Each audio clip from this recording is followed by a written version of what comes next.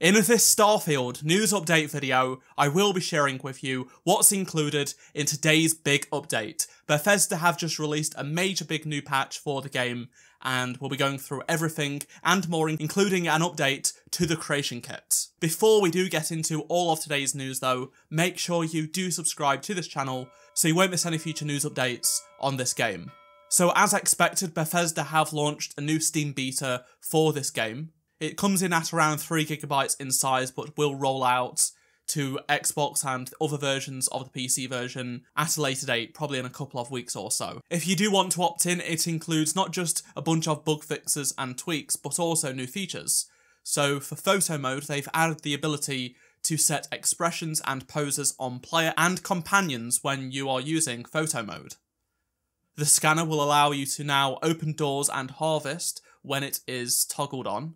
Setting course for an inactive quest will now make it the active quest. They've also added support for adjusting the field of view when using the third-person ship view. There is also an anisotropic filtering quality slider on PC that has been added. They've also removed the digipick cost for using undo during the security minigame. They've added an autosave when fast travelling from a planet's surface to orbit, along with some updates to the ship UI to perform more smoothly at high frame rates, which is great. On to fixes, and the subcategory is art, and as you can see, the list just goes on and on and on and on. It's pretty long, as you can tell, and this is very good. This is a wide range of prop fixes, flickering issues, physics, LODs, just things like that. It's really, really substantial here. On to gameplay, and they've done a very long list of fixes as well here too. You can just see how much has been changed. For example, crew bonuses for ship weapon recharge times are now going to be applied as intended when in targeting mode. Docking at a station with a stolen ship will now set it as your home ship. Visual effects and sound effects will now occur when a player discovers a scanner anomaly, even when not directly facing it. It's another big list, and the same can also be said for graphics. So once again, a huge list of fixes made here. They have improved the lighting on particles at night when using the flashlight. This is specifically for PC medium, high and ultra settings, as well as the Xbox Series X.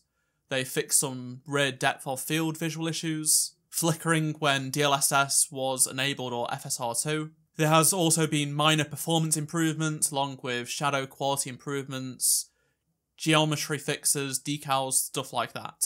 Outposts have also seen a few fixes as well, not as many as the other categories, but still. They've tweaked the snap distances for storage containers, improved the visible line for moving ground objects for Link. Another category that has seen a large amount of fixes is quests. This is something I've read a lot of comments about. As you can see, there are a whole load of quests that have seen fixes. This has been one of the main issues with this game for quite some time now, is these quests just have not been able to be finished by people in their saves, but thankfully these should all be fixed now. In some cases, there are quests that actually had multiple issues with them, so that's good to see that a bunch of them have been fixed rather than just say one. I know some people have still had issues with saving, but they have made a bunch of fixes to saving and loading, as you can see here, in regards to corrupted saves and just things like that. Ships, text and localization have also seen some changes, so you can see a bunch of bug fixes have been fixed, and typos as well as translation errors have also been sorted out. The UI has also received some changes, so they've added the ability to invert the X-axis on a controller in the settings menu. Holding RB or Alt on the star map will now show the names of all star systems. Fantastic. Just overall, a lot of tweaks and fixes that make the game better. It resolves some really annoying issues. There's still some way to go, and things still need to continue to improve, but this is another good sign of things to come, I think. Moving on to another update for Starfield. So, last week, Bethesda actually released an update for the game on both Xbox and PC. They did not release patch notes though, which naturally led to confusion across social media. Many fans were having to download this update and they couldn't find any information about it.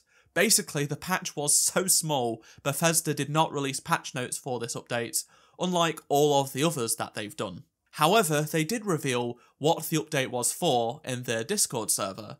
They said in an announcement that this was just a small hotfix to address an issue occasionally causing certain quests to disable, and this prevented players from continuing those quest lines. So that's been fixed now. Now for some interesting news regarding the upcoming DLC, the Shattered Space expansion. So as we know, the Shattered Space DLC is coming out at some point this year. We don't have a time frame for it at this moment in time, but there are some rumblings that it will be happening towards the end of this year. But people want to see it revealed before it does actually come out, which may happen sooner than we think. The reason being is that Bethesda uploaded a new downloadable content app to the back end of the game on Steam. If we use SteamDB, the tool that we use to see the progress of patches and stuff for the game, we can see that last week Bethesda uploaded a new unknown app to the downloadable content for the game. This is listed under the same category as items you can purchase, such as the digital premium edition upgrade and the pre-order. A lot of people seem to think that this is just prep work going in for the Shattered Space expansion. I don't think it will be coming out anytime soon. It's probably going to be happening later this year. That's just my theory. I think most people would agree. And now for some news on the creation kit. And this is somewhat related to the previous story. So using SteamDB, we have been able to see that 2 weeks ago, Bethesda uploaded a new depot called CT Beta Verified Creator. Now, verified creators are people that Bethesda have picked in the past for Fallout and Skyrim to create content using the creation kit. Basically, some people have access to the creation kit already for Starfield, and this is the build they are using to test it out before it does fully release for all of us. This is great to see, and one thing to note is that with this being added, perhaps that is the downloadable app that has appeared on SteamDB as well. Maybe the creation kit is technically a second app you can also download. It's not necessary to download.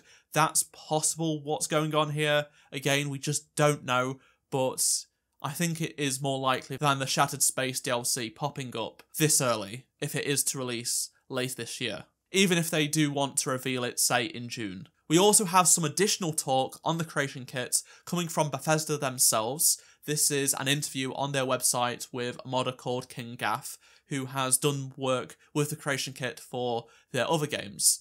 So Bethesda asked them, with Starfield creations on the horizon, what systems or aspects of Starfield are you most excited to dive in when the creation kit tools? King Gaff said, I'm really excited to tinker with all of the enhancements made to the creation engine in general, and see what kinds of new powers we have as modders. Since this game engine has been my home for the better part of a decade, getting a new creation kit feels like getting a new major version of Unity or Unreal. In other words, tons of new modern toys to play with.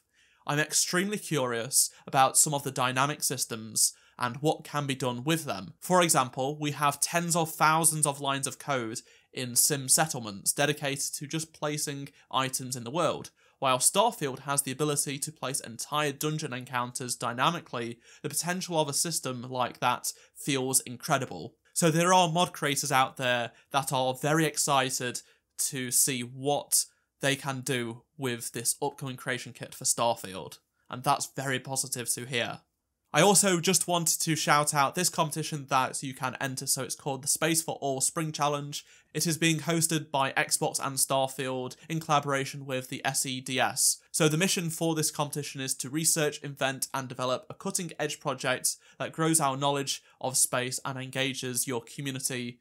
And basically, if you want to learn more and enter this competition, then there'll be a link down below in the description. I'd love to hear your thoughts on anything I've talked about in this video down in the comment section below, so please do let me know. Make sure you do subscribe so you don't miss any future Starfield news updates, and if you enjoyed this video, please do drop a like. Check out any of the previous videos you may have missed by clicking on the playlist on screen right now, and I shall see you in my next video. Goodbye.